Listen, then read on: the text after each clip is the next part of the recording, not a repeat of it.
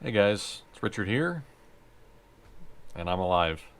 Um, it's been quite a journey the last month, and I had planned on giving updates sooner, but um, I just didn't really feel up to it. I suppose wanted to wait until I had finally gotten home and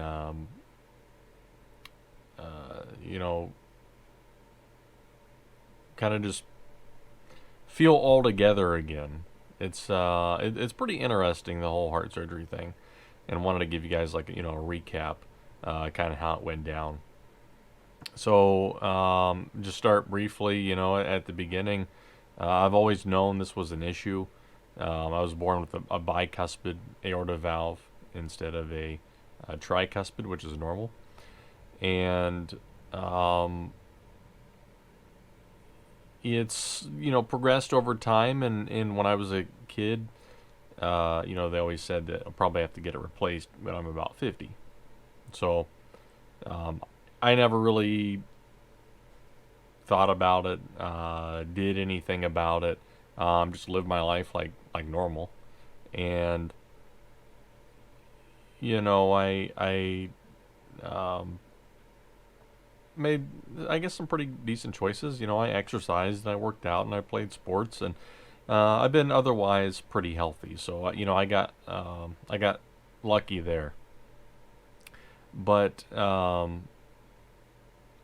yeah, over the last couple of years, I've slowed down a little bit.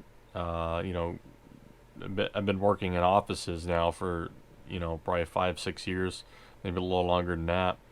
And you don't exercise quite as much when you do that. And um, I thought that my slowing down was I'm just getting out of shape. I'm getting fat because I put on a few pounds. I was up to like 215, and I'm 6'1", which doesn't, for a lot of people that might not be much, but for me that was a lot higher than I had ever been. So I thought, well, I'm just out of shape, and I need to fix that. So started going down to the track with my buddy, and we'd walk and jog and run and do those kind of things, and it was really tiring. I'm thinking, I know I'm out of shape, but I'm not that out of shape. Uh, so I just kept doing it. Just kept pushing myself, and I wasn't getting anywhere. And actually, it felt like it was kind of getting worse. The more I pushed myself, the more I would find that I can't do that. And I never passed out, but I got close once or twice, and that was the real sign of you know I don't think this is just being out of shape. So um, went to the doctor and did my annual checkup. I was like, you know what? Let's just get the whole baseline together. And to preface, I'm supposed to get, or I was supposed to get an ultrasound every year, to check the valve. I haven't been the best at doing that because when you're out on your own, your mom's not there, to schedule your appointments. So there's the same story with millions of young adults every single year. Um, some of those health things go by the wayside. That was one of them. So went to do that, and they said, "Wow, your murmur is pretty loud. Let's get a closer look at it." So went to see a specialist, and she's like, "Yeah, man, that's a really loud murmur. Have you ever heard it?" And I was like, "No, I don't. Not that I can remember."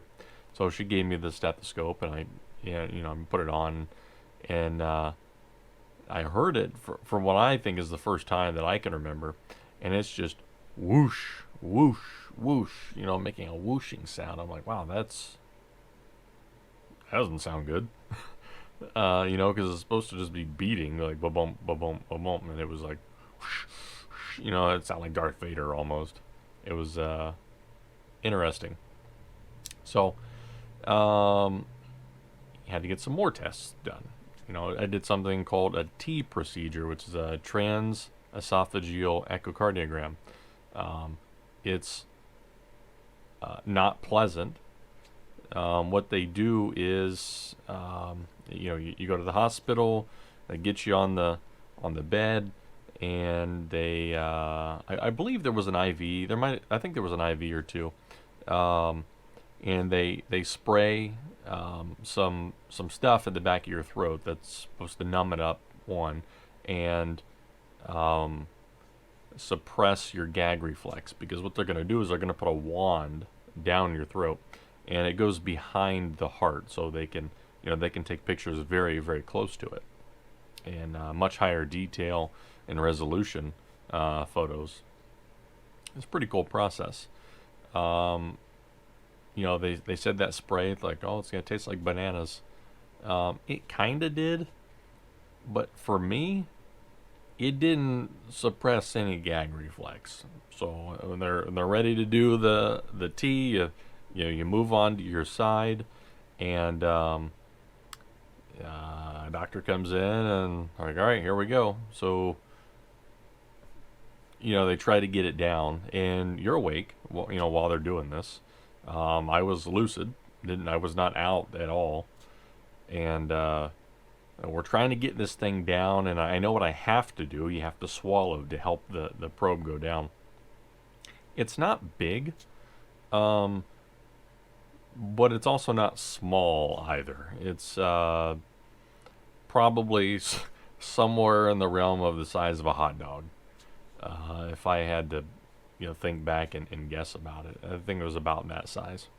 So, yeah, it takes a couple times. I'm gagging and can't get it down, and then we finally get it. Give it a nice push. Finally, it goes down, and I think it was in for probably 10 minutes, maybe 15 at the most. They got their pictures. You can't really swallow, and once it was in, I didn't really gag at all. And then pulled it out, boop, and that was a little bit of a relief. I wouldn't say it was really actually painful. It was just unpleasant. Anytime that someone anytime you got to have something go in involuntarily, it's a little bit on the unpleasant side. But we got that done, no problem. Doctor's looking at the chart, and I say, so what does it look like? When am I gonna have to get this thing replaced? And he said in the near future. I was like, okay, well, that's a little vague. Is that a month from now, 6 months, a year? And he said one of those.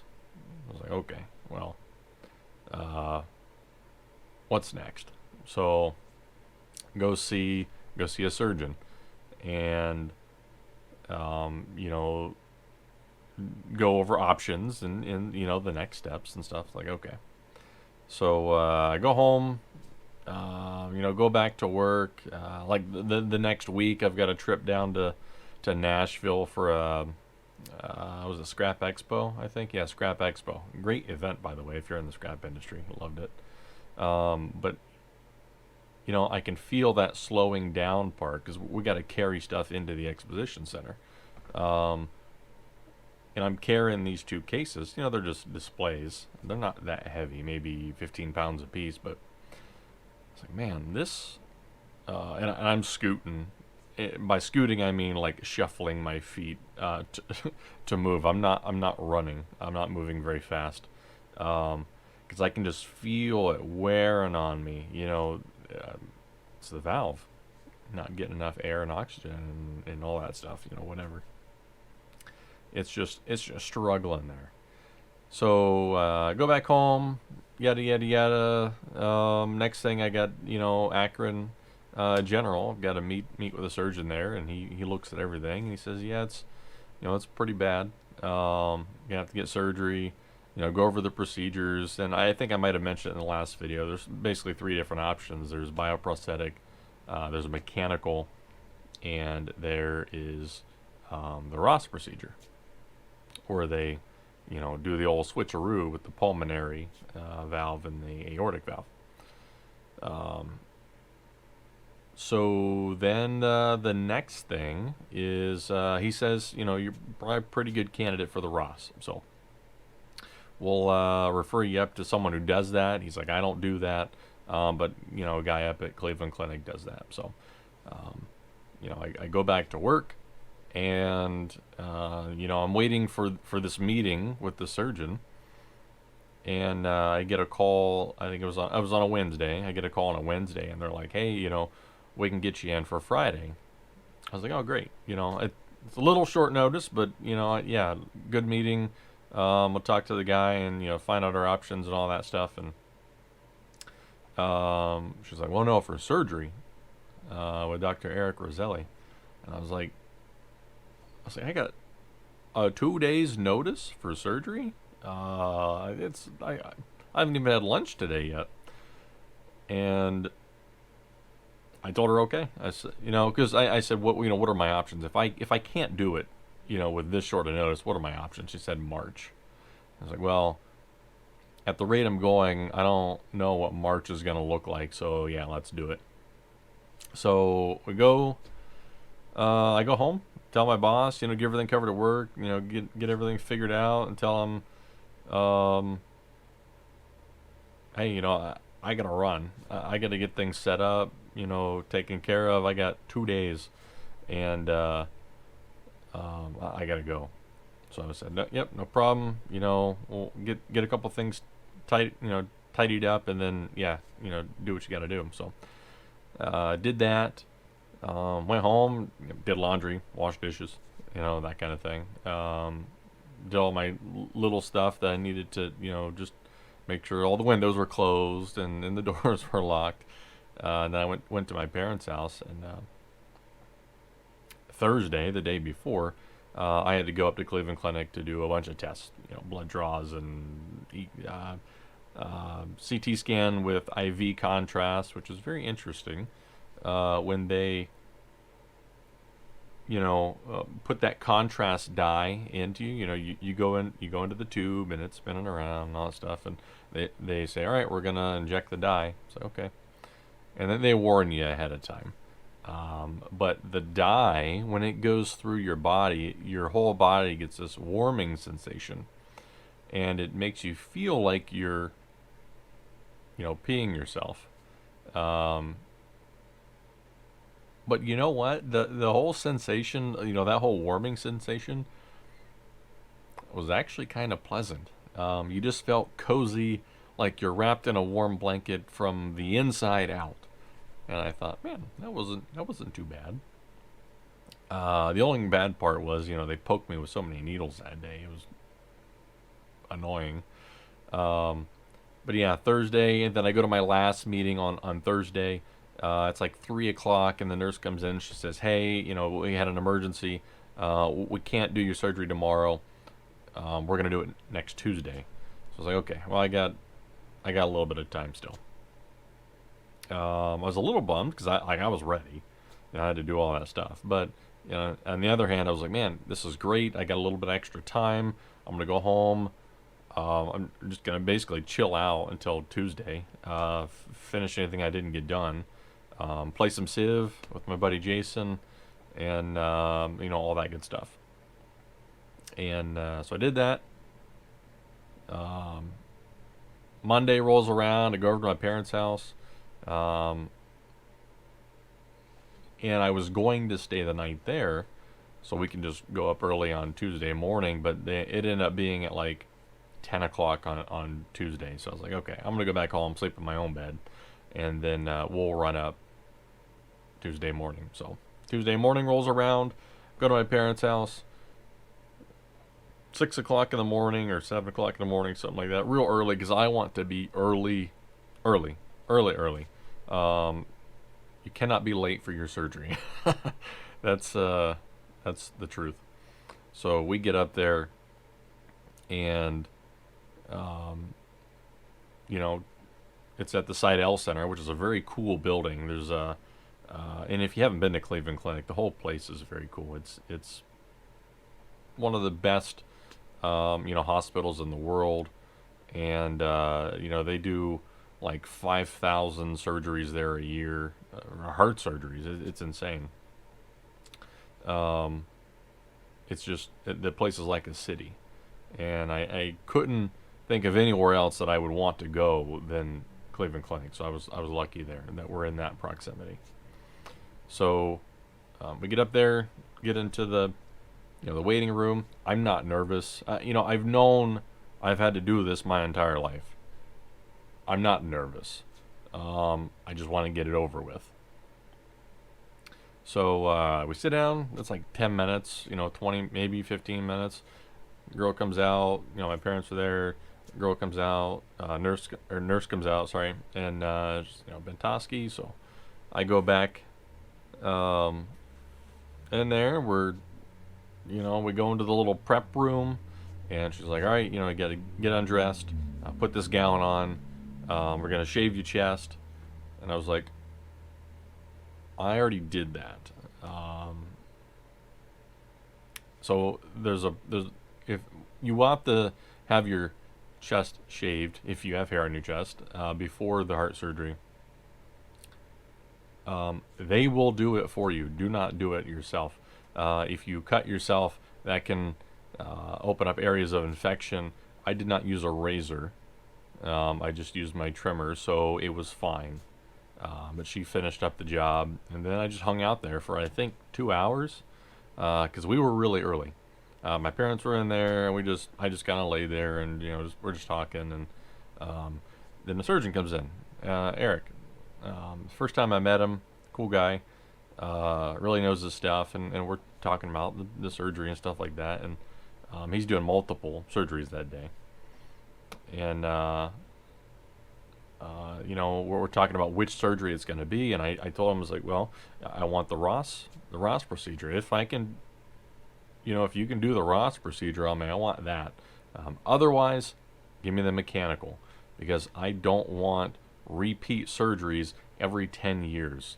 The problem is, if you're younger, and of course I'm not a doctor, this is just the way I understand it, the younger you are, the shorter the amount of time a bioprosthetic valve will last, because you are more active and your heart pumps more often and it wears out faster.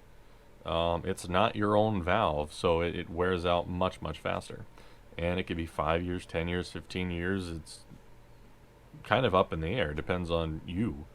But if it wears out, you got to go back and get a new one. And the mortality rate for each surgery that you get, on heart surgery is, raises, right? Cleveland Clinic's got on their website a chart that has like, first operation, second operation, third operation, and then, the number of people, the first is huge. Second is like cut in third, and then third is like a sliver, and then by the time you get to fourth, it's like almost nobody.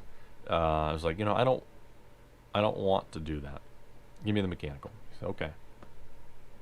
So in there for a little while, and then they say, all right, we're gonna wheel you over, get you poked and prodded and get your IVs and stuff in. So I was like, okay. Still not nervous at this point, and I don't truly think I ever really was. I didn't feel anxious or nervous because I just already knew it was going to happen. And I already watched so many videos of surgery and of the heart surgery and the valve replacements and stuff like that. And they're asking me, "All right, do you know what's going to happen?" And all that stuff. I was like, "Yep, this, and this." And they're like, "Oh, sounds like you did your research." I was like, "Yeah." I couldn't help myself. So I want to understand what's going to happen to me. So they wheel me up, and we put in some IVs, one in the right arm, which wasn't too bad. One in the left arm was the arterial line, and it has to go deeper. So they got this little ultrasound, and you can see the cross section, right, of your artery.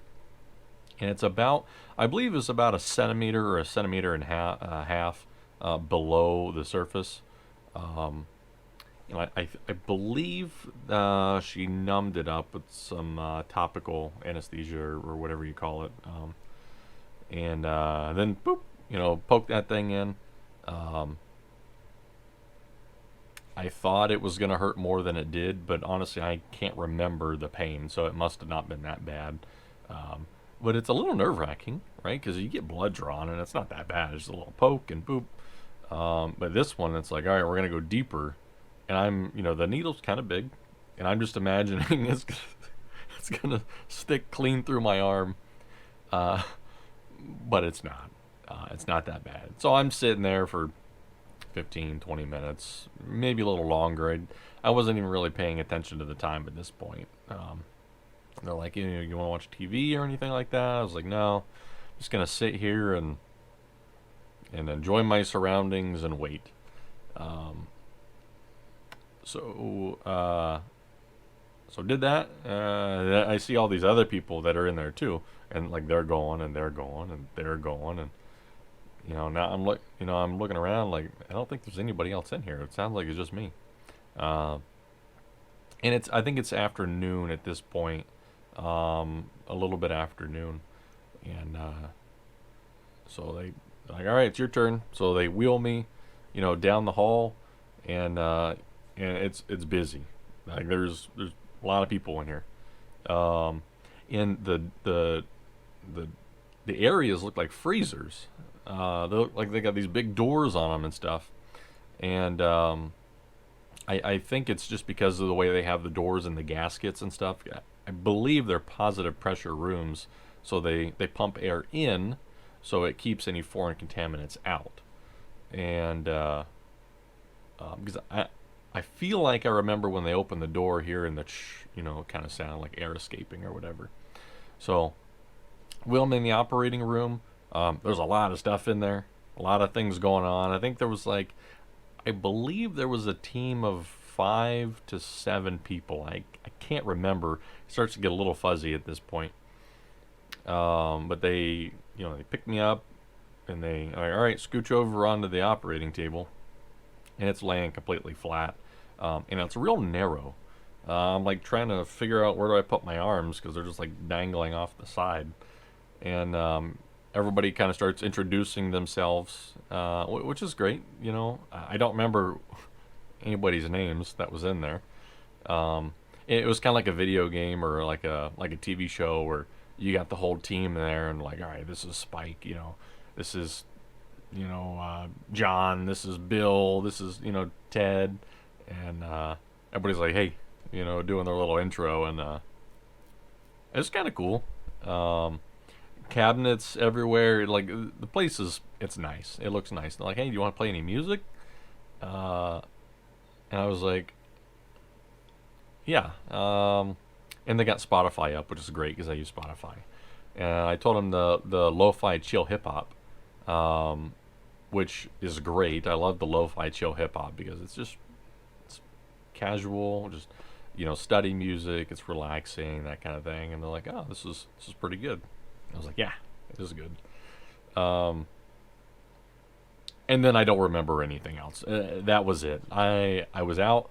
The next thing I remember is my eyes are closed, or it's dark, one of the two, and I have a breathing tube in, and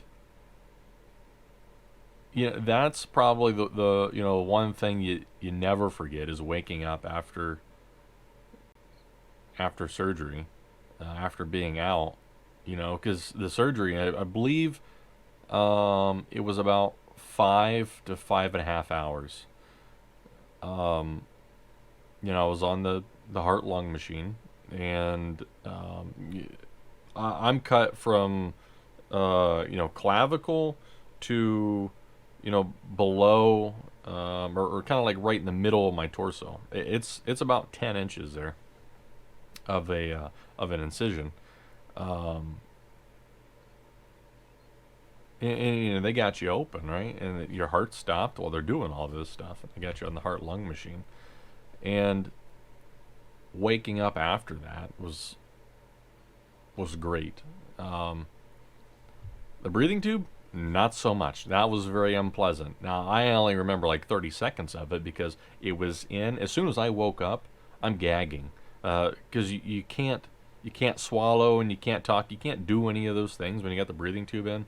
So I'm gagging, like trying to puke, and I can hear them. I can hear everybody talking, and they're like, "All right, we got to pull it out." So they pull this thing out, and and it feels like it's a foot long. I don't know how long it actually is, but um, when that thing came out, taking my first breath that is the part that I think I will remember most, is taking your first breath after they take the breathing tube out, because then you're alive, and um, it was good. It was good. And then I'm in the ICU at this point, and I've got tubes hanging out of me. I've got IVs, the gown and everything, and it's uncomfortable. I'm sore. I hurt. Um, but they give you the little pain button, which helped. I can't really think. I mean, sometimes it felt like it didn't really do anything. I wasn't in a ton of pain. It was more like just dull pain. Like, they did a really good job. I was surprised about how much it did not hurt, which was good. And um, I was in there. I won't go too much into the ICU because not a whole lot happened in there. I was on an IV and uh, just trying to exist, really. But I was only in there for a day. That was the surgery was on Halloween, and this would have been the next day, which I'm gonna look at my calendar here. Um, yeah, it would have been Wednesday. Um,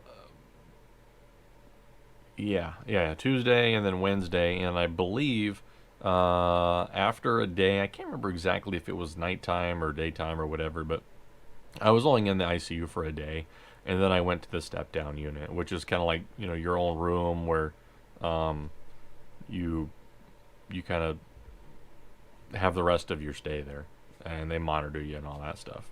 And I go in there, also nice, it's very clean. Not a whole lot of amenities, but it's got everything you need. Got your own bathroom, stuff like that, and still got the tubes in me. Um, I don't think I've got any more IVs at this point. Those had all come out, so it was just two drainage tubes. There's a large one and a small one in my abdomen, and they're hooked up to kind of what they call the briefcase, and it measures the amount of fluid that's coming out. So that was annoying, because anytime you wanted to move around, you got to make sure that these tubes aren't caught on anything, because you don't want them to pull. Um, it won't feel very good. And most of the time in the step down unit is just laying down, um, starting to eat real food again. And hospital food actually is not that bad. Um, at least at the Cleveland Clinic, it's not that bad. I enjoyed it. My sense of taste changed though. I don't know exactly what that's attributed to, um, but things tasted more bland. Maybe that was just the actual food itself. But I had a diet ginger ale, which I thought would be pretty good because I normally drink diet ginger ale. But it tasted gross. Like carbon dioxide tasted gross for some reason. So I was a little bit bummed about that because I was looking forward to it. But a couple days goes by. I start to walk a little bit. They're really big on, hey, you got to get up, you got to start walking, you got to start moving. So, first day, I didn't get very far. Second day, I get a little bit further. I go out to the desk and back, and I have to do that, a couple times a day. And I see other people in here, much older people, twice my age, also getting surgery, just trucking it down the hallway. And I'm thinking, why can't I do that? I feel like I'm 900 years old and I'm just trying to make it. Uh, but finally, I get to the point where I can go pretty far. And they go to take the tubes out. 3 days in or something like that. I think it's like Friday at this point, and they go to take the tubes out. And I'm being a big baby about it at this point, because I haven't had a whole lot of pain. I don't want to feel any pain. So I'm like, is it going to hurt? How's it going to feel? What do people say? And they're like, oh, well, people just say it feels weird. I was like, okay. It does feel weird, but it also kind of hurts. I ain't going to lie to you. When they pulled the big one out first, put a suture in, because the big one it pretty much stopped draining. So they pulled that one out, and then I can't remember if they pulled the second one out at the same time. I think they pulled that out like a day later, and they placed instead of the no, they took them both out, but on the smaller one they put a bulb on it so it can still drain and they can still measure how much fluid's coming out, because it was still going a little bit.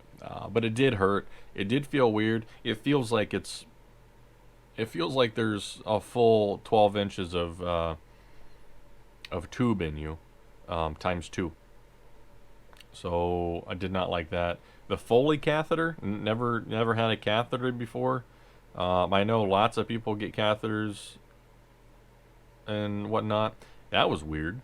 Having to pee, but then when you pee, it just goes into that, and it was like kind of convenient. Pulling it out, yeah, that was not fun. That was that was probably worse than the tubes. It only took 3 seconds, but I don't want to do that again. But anyways, they got all the tubes and stuff out. It's like Saturday at this point. I'm walking around without a walker at this point. I'm shuffling.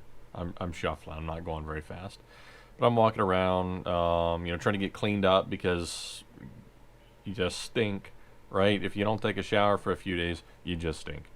And trying to get all that done. Friends and family come up to visit, which was great. My mom came up from Florida, which was great, and don't get to see her all that often because she's 1,000 miles away. So the fact that she, made the trip up was meaningful. And then Sunday, they're like, "All right, looks like you're ready to go home." I was like, "Man, I don't know if I'm ready. I don't know. I just don't know yet." But they're like, "Yeah, everything looks good. There's some medicines you're gonna take. As far as we're concerned, you can go home today." So I was like, "All right, if you guys think I'm ready to go home, I'm ready to go home. Well, I'll go home." So my parents are there. Get everything together, get in the Jeep, and we head back. Now the ride back, it's 2 hours. It wasn't that bad, but after heart surgery, you're just really conscious about every little thing you feel. So every bump and stuff I feel, a little bit of jostling around. I'm thinking, all right, is this when it comes loose and I die? No. Completely unfounded. I'm just, like I said, being a big baby about it. They give you a nice heart-shaped pillow that goes in between you and the seatbelt so it doesn't hurt. And they tell you no driving, no lifting, basically for 4 to 6 weeks. Today, conveniently, is 4 weeks, so I got in my truck and I came home, packed up all my stuff, and told my parents, "Hey, I'm gonna head home. That way, I can be in my own house, all that stuff.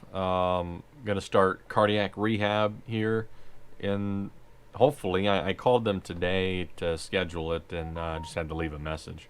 But I'm gonna start cardiac rehab. I believe, from what I understand, they help you get back into the swing of like lifting and maybe jogging or running, because I haven't ran yet. The whole recovery thing It's kind of slow. You start out walking just a little bit here and there, um, going up some stairs, um, walking up some hills, those things slowly.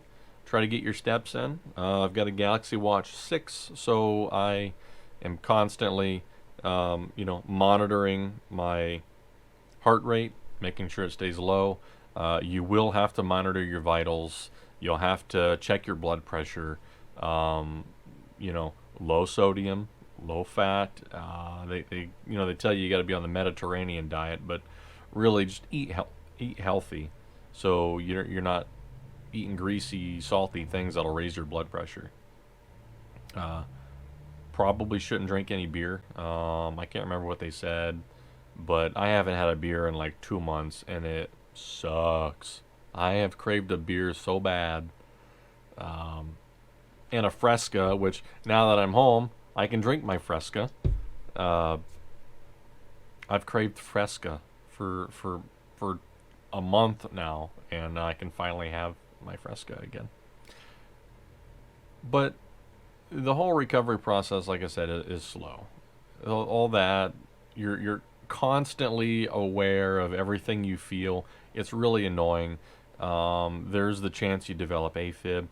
Luckily, I haven't. I haven't had any issues except for once. A couple days after I came home, I felt a lot of pain in my abdomen, and it came on kind of suddenly at 1 o'clock in the morning, and freaked me out. Didn't know what was going on. Called 911. The hospital is very close by, so we went there, checked everything out. Everything was fine. Vitals fine, no problem. I learned about a chemical called troponin, which I believe is released into the bloodstream when the heart um, is stressed out, or like if you have a heart attack or it suffers damage of some sort. And they can tell, from what I understand, is if you've had like a stroke or a heart attack by the levels of troponin in your body. Mine were elevated. Not because I had a heart attack or anything like that, but because they done Frankenstein my heart. So the good news is the levels were lower than when I left the hospital. So it was on the right track. What I think happened was it was just a very slow moving gas bubble, but it was high up in the abdomen. And I thought, this is the thing that takes me out. I go through all this. I get home, owing to croak at 1 a.m. because of a gas bubble or something like that. I don't know. Not a doctor. There was nothing there for them to see. They did an X-ray. There was nothing. Everything was fine. So I think it was something like that. And there was one or two more of those. They told me you're gonna feel all kinds of weird things. The main thing is, the very important part is that they don't last. If you feel something, if it's fleeting, if it comes and goes and doesn't cause you, like severe pain or anything like that, you're probably fine. But if things reoccur, if things get worse, if it's not fleeting and it sticks around, that's when you need to be concerned. Call your local emergency room or hospital or whatever, and they gave me a whole binder of resources. It says something like your guide to cardiac surgery or something like that, and it's got everything you need to know, all of the phone numbers, and they call to check on you too, to make sure you're doing okay. Ask you questions and things like that. I've had several follow-ups since. Next follow-up's in February, so I got a little ways. But they make sure they take care of you and they keep tabs on you and all that stuff. Again, luckily, I've made some good choices over the years and stayed relatively healthy.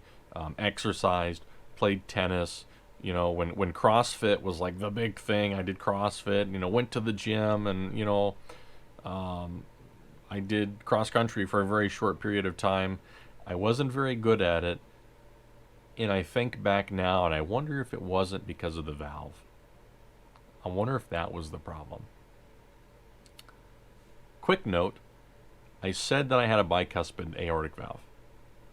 In the in the doctor's notes, afterwards when I talked to the surgeon, he said, uh, we were expecting that, the bicuspid valve, but even the two leaflets had fused together. It was a unicuspid, and he put that in his notes. He said you had a unicuspid valve, and I was like, I'm thinking back now. Not that it does any good, but just speculating.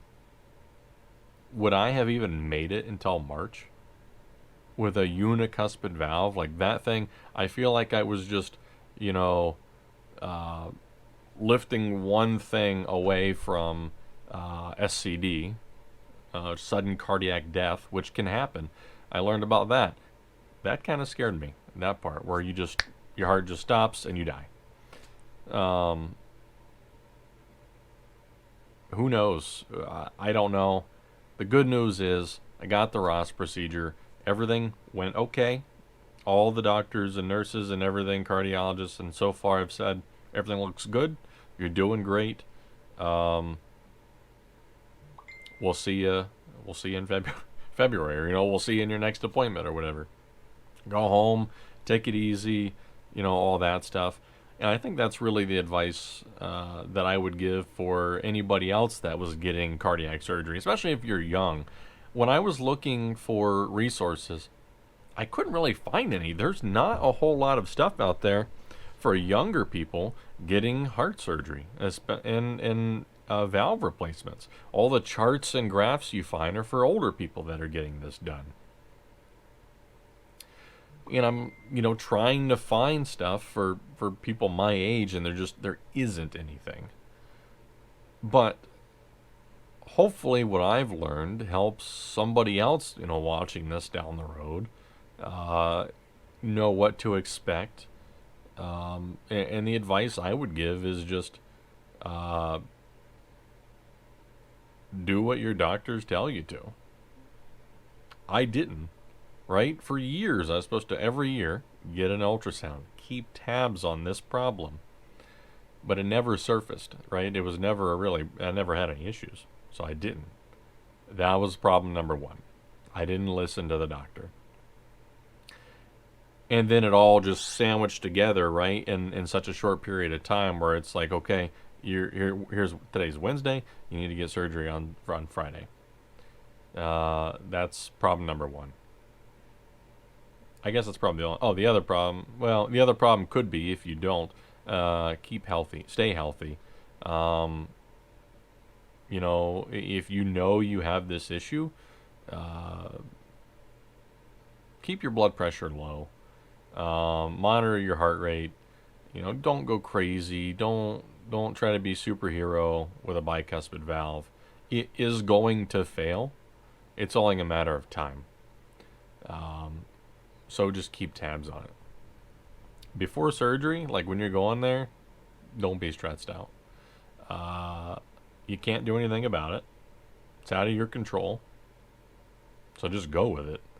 Hopefully the best outcome is what happens and everything goes smoothly and you're good to go. But that's on the doctors, right? That's their job. Your job is to show up. Do a couple things beforehand. You have to clean yourself with some special shampoo and a couple other things and whatnot. Take care of yourself, right? And show up. They'll take care of the rest. After surgery, you're going to feel every single thing that happens and think that it's a symptom that's going to kill you. It's probably not. Remember that if it's fleeting, if it only lasts a couple seconds or something like that, it's probably not a problem. But like all the doctors and nurses have told me, if it sticks around, if it's severe pain, if it doesn't go away, if it gets worse, call us. Don't hesitate, right? Go to your local hospital or whatever doctor and get checked out. There's a whole regimen. Right after surgery, you gotta start walking. You have to start walking. You're not gonna want to. At least I didn't for a lot. I wanted to chill out and be on my phone or play on my computer or whatever, play Civ and watch YouTube videos and movies. But you got to get up and walk a lot, and you got to push yourself just a little bit, right? You walk 1,000 steps today, you walk 1,100 tomorrow. Yesterday we went to Cleveland Clinic. I did 4,000 steps. It's a really, really big hospital. 4,000 steps. Today I'm only at 1,800 or 1,900, so I'm slacking. I will get more in by the end of the day, but keep moving.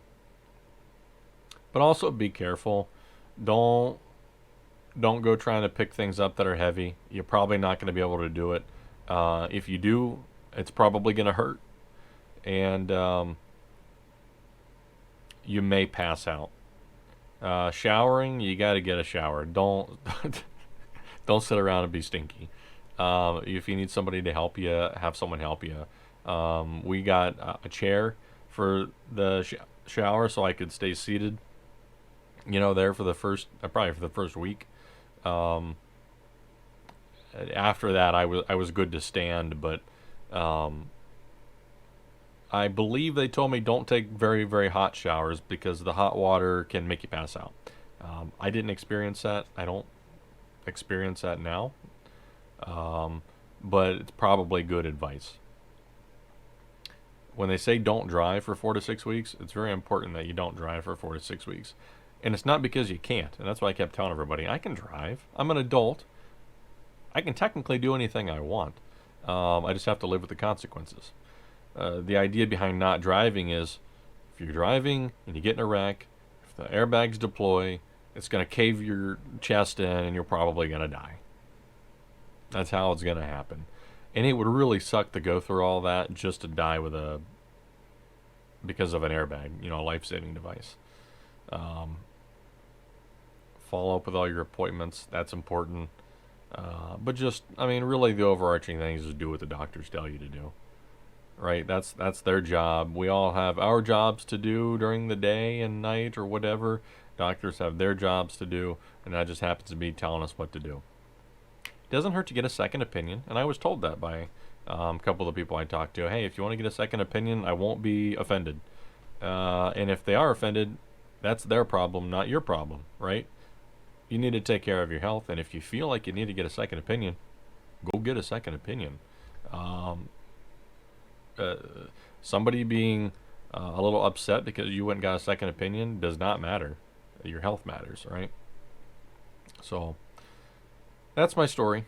Today's 4 weeks out. It's 1 month. I'm alive. I'm happy to be alive. And with any luck, after this is all fully healed and whatnot, I'll live a long and full life. And hopefully that is until like 120 years old, because I'd love to be really, really, really, really old. People always tell me I'm crazy, but maybe 200. Like that tech millionaire vampire guy, but not to those extremes. I don't think you need to take 500 pills a day. That's stupid. But anyways, hope you guys enjoyed. If you learned something, awesome.